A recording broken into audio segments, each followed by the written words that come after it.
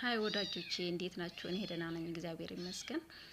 ዛሬ የመጣሁት ደግሞ ስለ ዞኖቲክ ዲዝ ኢምፖርታንት ፖይንት ነው ብዬ ባሰብኩት እንዴት ኮንትሮል ማድረግ ወይም ፕሪቨንት ማድረግ እንችላለን ዞኖቲክ ዲዝ የሚል ርዕስን ይዤ መጥቻለሁ። ይጠቅማል ብዬ ነው የማስበው። እናንተም ቪዲዮውን አይታችሁ ይጠቅማል ብላችሁ ካሰባችሁ ላይክ እና ሼር እንዲሁም ሳብስክራይብ በማድረግ ቤተሰብ ይሁኑ እያልኩ በትህትና ጋብዛችኋለሁ።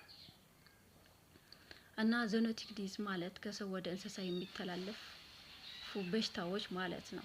እነዚህ ደግሞ እስከ 80% የሰውን በሽታ ኢንክሉድ ያደረጉ ናቸው። 80% እኛን የሚያጠቁ በሽታዎች ዞኖቲክ ናቸው። ከእንስሳ ነው የሚመጡት ማለት ነው። ስለዚህ እንስሳ ጤና ላይ በደንብ መስራት አለብን ማለት ነው።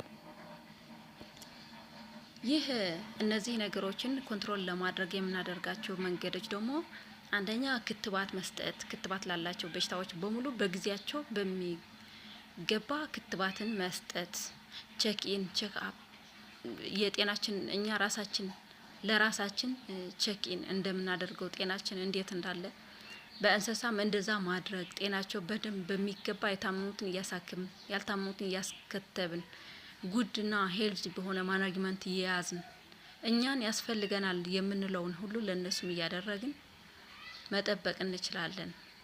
ሌላ ደግሞ የታመሙትን ካልታመሙ በመለየት አዲሶች ካስገባኑ ካራንታይን ወይም ደግሞ ለብቻቸው ከ14 እስከ 21 እንደየበሽታው ይለያያል። ለብቻቸው አስቆይተን ትሪት እያደረግን እያየን ምናምን ማስቆየት አለብን። ሌላ ደግሞ የሞቱትን ካሉ በስርዓት መቅበርና ማቃጠል ይገባል።